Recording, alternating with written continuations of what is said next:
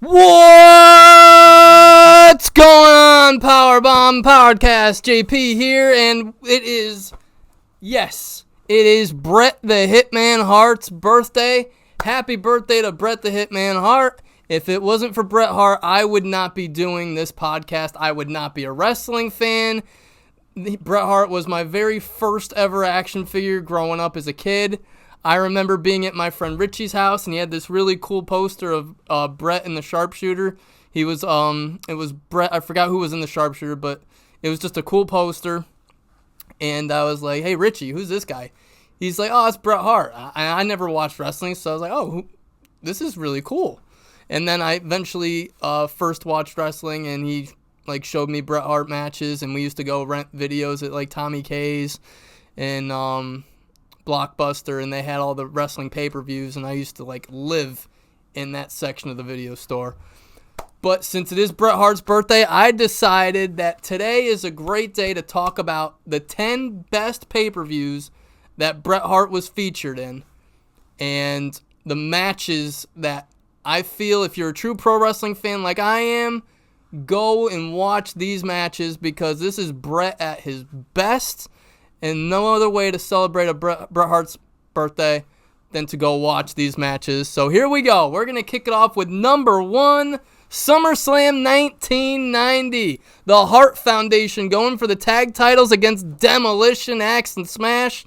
And Bret and Anvil win the tag team titles in a 2 out of 3 falls match with a little help from their friends, the Road Warriors, Hawk and Animal. This was a great match. Phenomenal selling. Bret at his absolute best. This is where you start to see Bret Hart have the potential to be a really great singles wrestler. So definitely SummerSlam 1990. Bret Hart and Anvil get those tag team titles from Demolition. Next up, number 2 on my list, SummerSlam 1991. Bret Hart versus Mr. Perfect for the IC title. A little backstory to this. No pun intended. Mr. Perfect was actually dealing with a back issue, but he respected Bret Hart so much that he decided to suck it up and have that match with Bret at SummerSlam 1991 in Madison Square Garden. It's a great match. Bret's parents, Stu and Helen, are both there. He wins the title. It's a great moment. Definitely go and watch that match. Really good one. Number 3, WrestleMania 8, Bret Hart versus Roddy Piper. This is another great match. Roddy Piper at the time is the IC champion. Bret Hart lost that title. He had a fever. He ended up losing the title to the Mountie. Piper ended up winning that Intercontinental title at Royal Rumble 1992. And Bret was the number 1 contender. Great match. It's talked about all over the place. Bret and Piper, WrestleMania 8 is number 3 on my list. Number 4, 1993 King of the Ring. The whole pay-per-view is just Bret Hart. Forget that Hogan-Yokozuna piece of crap match that they had. Bret Hart wins the King of the Ring. He has, just to show you the levels Bret Hart can do and how great he is. First match he has is with Razor Ramon. The second match he has is with Mr. Perfect, which they kind of run it back to their feud from 1991 with SummerSlam. And then his final match is against Bam Bam Bigelow. And then Bret ends up winning the King of the Ring. It's a great it's not a great pay-per-view, but Bret Hart makes it a great pay-per-view, as he is the first ever winner of the King of the Ring tournament. So that's a really good one. Number 5, WrestleMania 10. He's got 2 matches that night. The first one is an absolute classic with his brother Owen. Absolutely go watch that match. Owen and Bret absolutely kill it in that match, and it's the one that starts off WrestleMania 10. And then Bret, because he tied with Lex Luger for the Royal Rumble in 94, they both flip a coin. Lex Luger got the first title shot against Yokozuna. He ended up losing thanks to a disqualification. Mr. Perfect was the referee.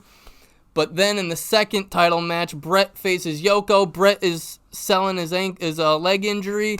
The special guest referee is Roddy Piper. The roof comes off the place. Bret Hart wins that championship, a big celebration in the ring, very similar to when Cody Rhodes beat Roman Reigns, but it's a decent match. It's a decent match. Bret's selling an injury, and Yoko just had a match with Luger, so it is what it is, but a great moment for Bret Hart at WrestleMania 10. Number 6, SummerSlam 1994. This wasn't exactly a great pay-per-view, but it does hold a special place in my heart because we did get to see Sweetness Walter Payton, who is the greatest running back of all time, and I don't care who says otherwise. Walter Payton is the greatest of all time. It's not Emmitt Smith. It's not Jim Brown. It's Walter Payton. So Walter Payton is in the corner of Razor Ramon during that pay-per-view.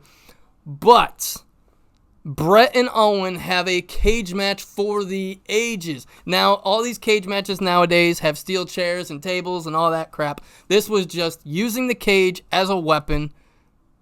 Bret and Owen, an absolute classic. The whole Hart family gets involved in it. Everybody gets involved in it. Bulldog, Owen, Anvil, everything. A great match between Bret and Owen.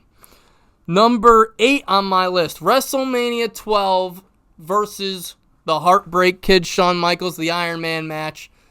This is an absolute amazing match. These two are the best in-ring wrestlers at the time. They're two of the best of all time.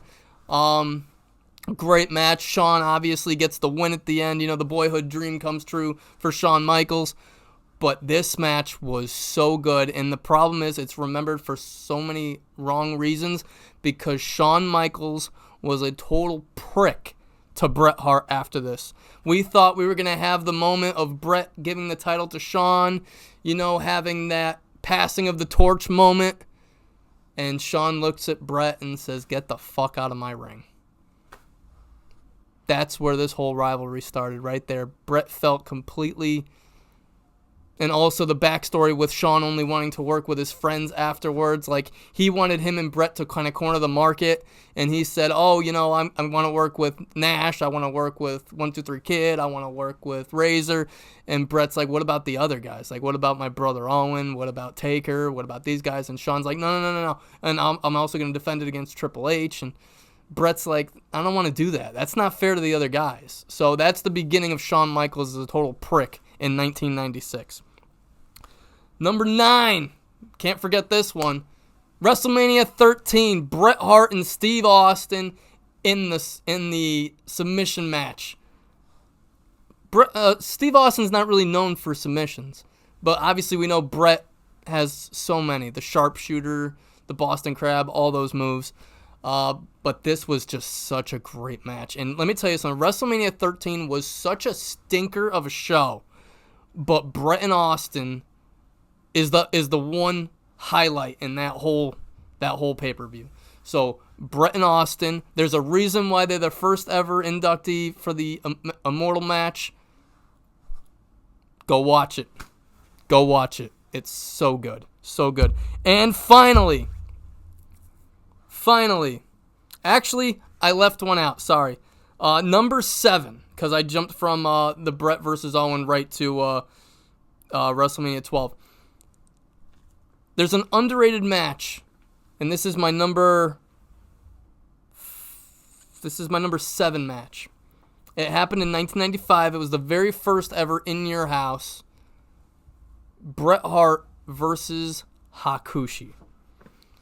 Hakushi was a Japanese wrestler. He was getting started in WWE/WWF. And Bret and Hakushi, that In Your House was not a great one. But Bret and Hakushi started that show off, and that was a good match. That was a really good match. Very underrated, but Bret and Hakushi put on a banger in that one. And finally, this match is great. This match was great because they had so many things going on in it. Number 10 on my list, and the final one on my list. Bret Hart versus The Undertaker. Heart and Soul, SummerSlam 1997. If Bret loses, he will never wrestle in the United States ever again. Bret Hart ends up winning this championship due to Shawn Michaels. Well, first of all, Bret and Taker have an absolute banger. They have an absolute banger. It's a great match. Whenever Bret and Taker, besides Royal Rumble 1996, Bret and Taker had great chemistry in the ring. And 1997 really showed it. It was in New Jersey. I remember watching this one at my friend's house. There was a giveaway. There was a funny giveaway where they were raffling out off a Austin's truck. And Austin was facing Owen at the time. He was coming. This is the pay-per-view where Austin breaks his neck. But they had a special truck that they were raffling off, and they were going to call the winner. And so the phone rings, and my buddy's all excited. And it just turns out to be his dad prank calling him. It was the friggin' funniest thing ever. He got so pissed. But I was the only one going for Bret. Everyone else is going for Taker. Shawn Michaels, obviously, the whole Bret spit in Michaels' face. And then Shawn's going to hit Bret with the chair. Bret ducks, hits Taker. Boom, Bret wins, retains his championship. Such a great. Actually, did he retain it or did he win it? I think he won it actually, because Bret said if he didn't win this match and win that championship, he was gonna never wrestle in the United States ever again. And this is at the time where the Hart Foundation was all Canada and all Europe, and they were completely against the United States. But yes, these 10 matches, all bangers, all worth the watch. After you're watching this video, go to Peacock, put those on. So many greats, so many great matches. I can't say it enough, but happy birthday to this guy right here, because if it wasn't for him, I wouldn't be doing this. I wouldn't be watching wrestling, and who knows where my life would have went. Who knows? All right, everyone, have a great day. Please make sure to send a happy birthday to Bret Hart, and enjoy your day.